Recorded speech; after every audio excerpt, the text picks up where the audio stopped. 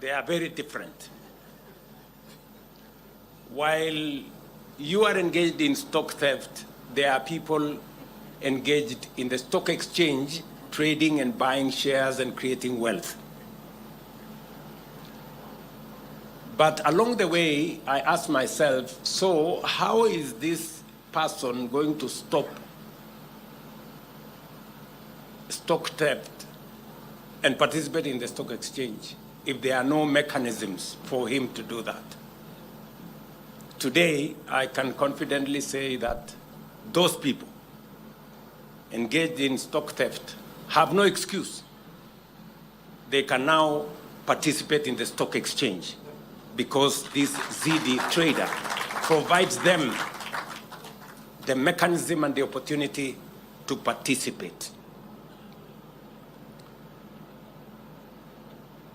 When we talked about bottom-up and getting people who for a very long time have been excluded to participate, whether it is in our health ecosystem, whether it is in our housing ecosystem, today there is a pathway for my friends, the mama mbogas and the boda guys to own a home. There is a pathway for them to access health. And today, they have a pathway to buy shares from the comfort of their places in the market, from the comfort of sitting on their motorbike with their phone. Today, with the Ziidi Trader, they can buy shares. They can trade at the Nairobi Stock Exchange. And that is why I am very, very proud of this moment. When I was asked that technology has assisted us, the confluence of ideas and the synergy that has been built between the leadership of the Capital Markets Authority, Nairobi Securities Exchange, and technology providers like Safaricom, I could not wait for this moment. Today also marks the 5th time I am gracing an event at the Nairobi Stock Exchange in the last 3 years. This is not by accident. It is not because I don't have anything to do. I am not loitering around here. It is because I believe in the capital markets. And I believe in the potential of the capital markets to work with the public sector to unlock the potential of this great nation. It reflects my firm conviction and that of the government of Kenya that financial markets are a foundational pillar of any modern economy. It is in recognition of this central role that we have placed deliberate and strategic focus on strengthening our financial markets through targeted reforms. Central to this reform agenda is the adoption of structured privatization program to develop a robust pipeline of enterprises that can benefit from private sector participation and public listing. For nearly 2 decades, Kenya has not undertaken a major privatization following the listing of Safaricom PLC in June 2008. Over that period, many of our regional and global peers have moved decisively, using privatization to deepen capital markets, broaden citizen ownership of national assets, and accelerate economic growth. The absence of similar initiatives has constrained market depth and liquidity, exposing Kenya to the risk of falling behind at a time when scale, diversification, and investor confidence are increasingly decisive. It is within this context that the ongoing privatization of the Kenya Pipeline Company should be understood.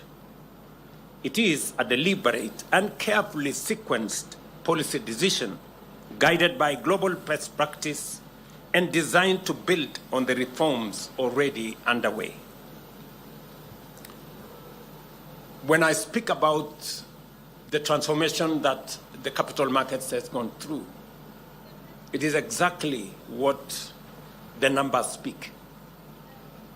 I have insisted that we must hold leaders to their track record.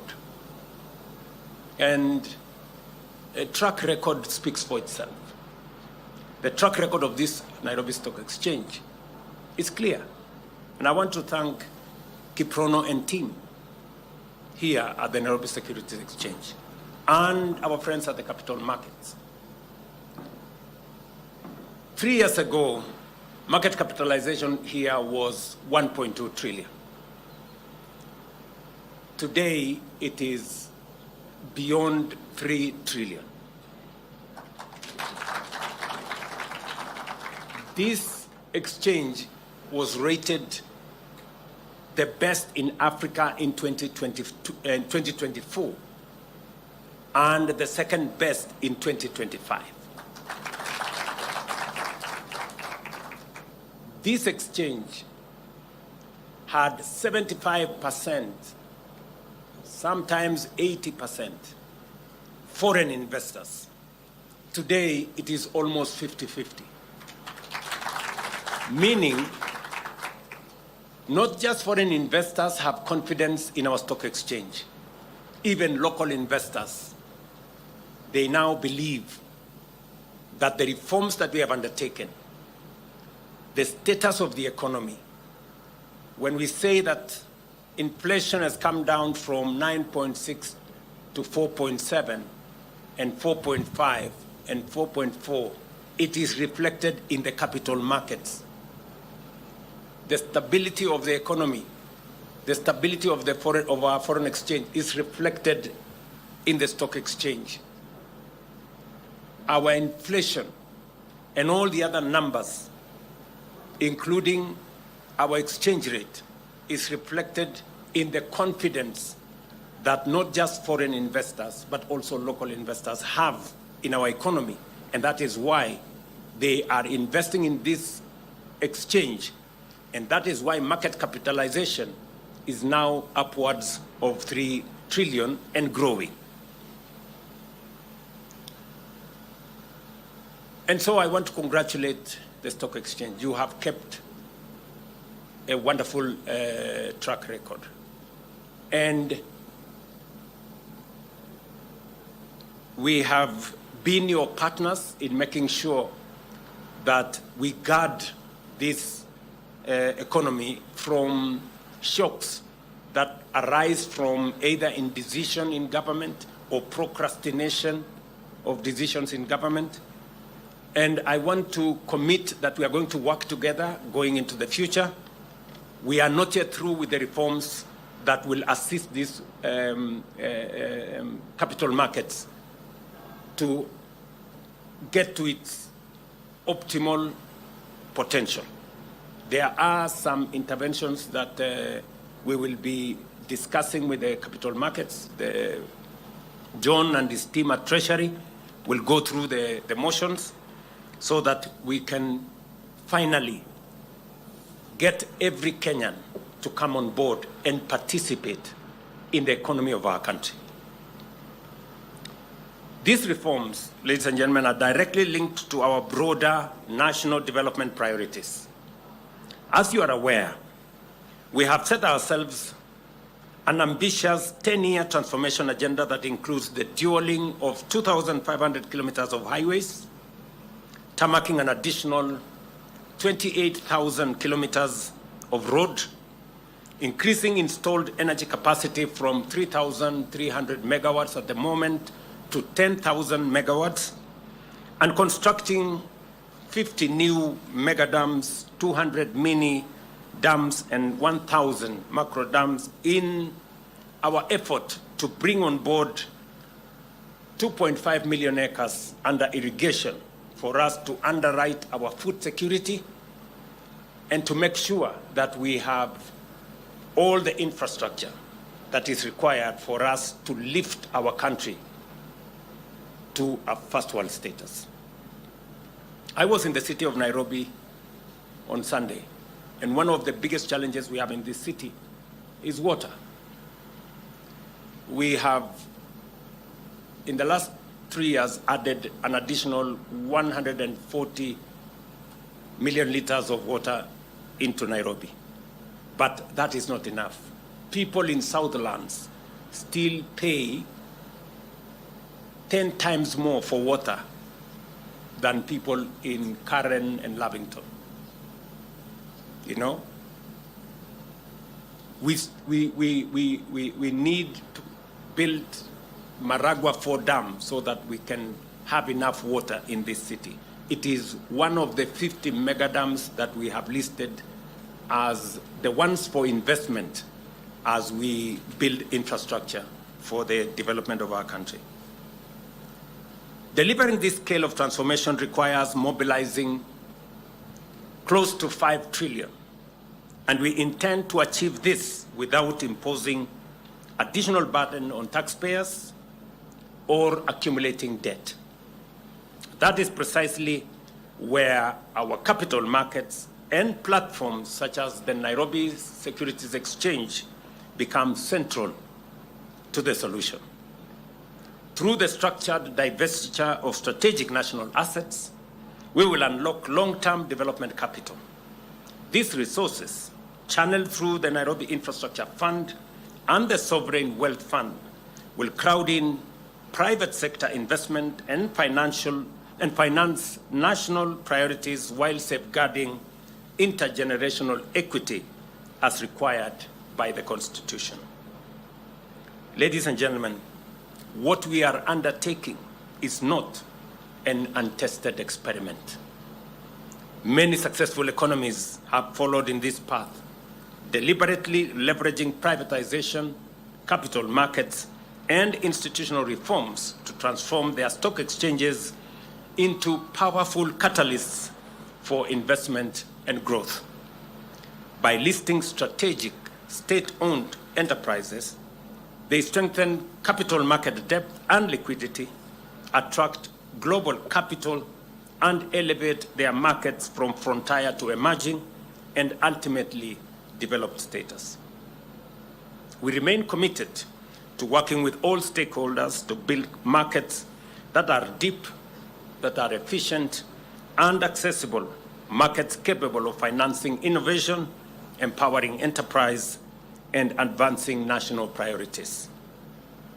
And in this space, we will shortly be looking at what other incentives can we put in place for private companies to also list in the exchange 10%, 20%, 30%, so that we can democratize wealth in the country, and we can also reduce burdens of borrowing. Private sector companies instead going to borrow from banks because they have sufficient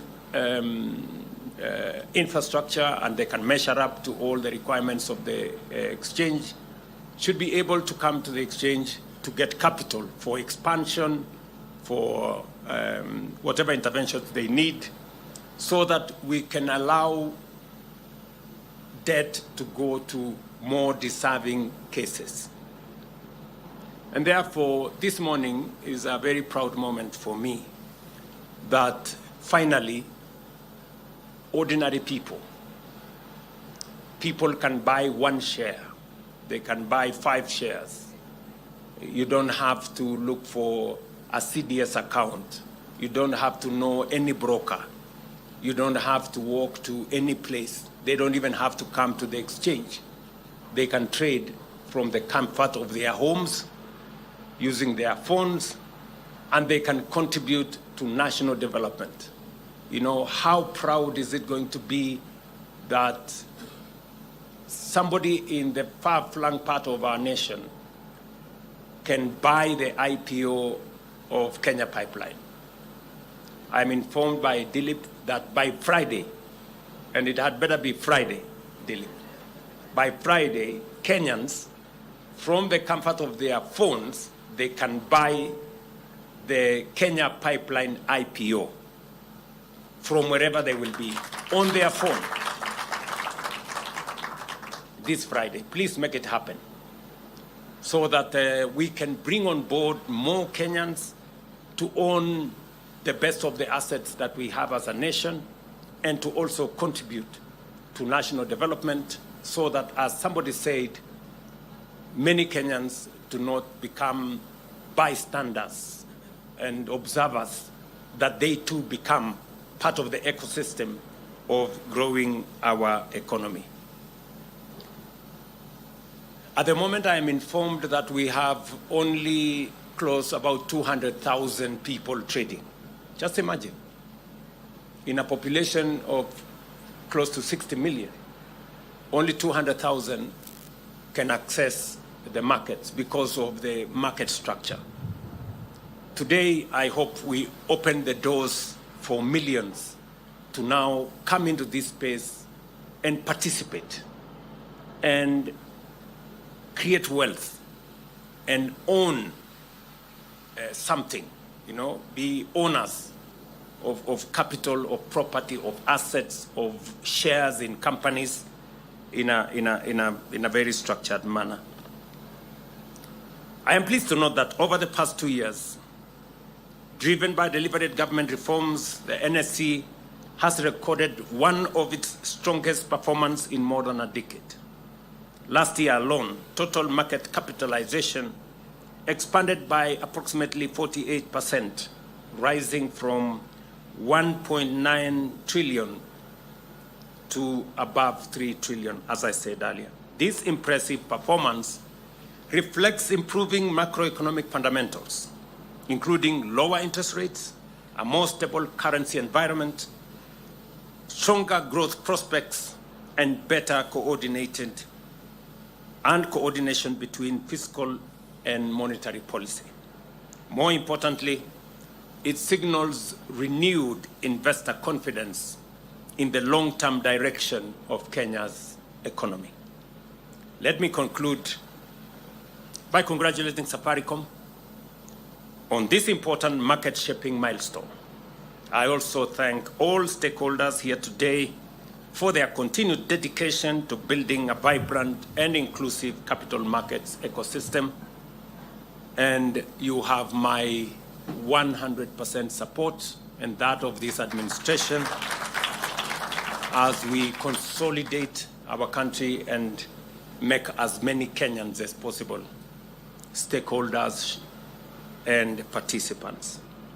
Ladies and gentlemen, it is now my honor and privilege to officially launch the Safaricom Ziidi Trader. Thank you very much and congratulations.